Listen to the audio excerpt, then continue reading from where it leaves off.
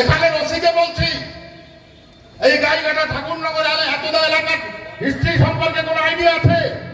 কোথায় কার বিরুদ্ধে কেস নিতে হবে, কিভাবে কেস নিতে হবে, দালালির চরম সীমায় পৌঁছে গেছে এরা।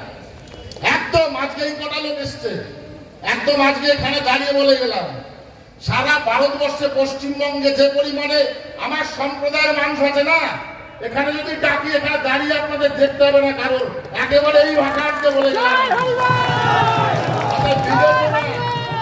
বিবেচনা করতে হবে কার বিরুদ্ধে কি করছি। বহু অসি এখানে এলো গেল, সব কিন্তু নাকের জল চুবানির জল খেয়ে গেছে। কাটা তার মুকুট বিশিষ্ট যে আপনাদের সম্রাট আছে না, কলকাতার ওই অট্টালিকায় বসে থাকে, তাকে কিন্তু এখান থেকে খেয়ে দিয়ে তাড়িয়েছি। এক গাছও ছোড়া যায় না, এক গাছও ছুটতে পারে।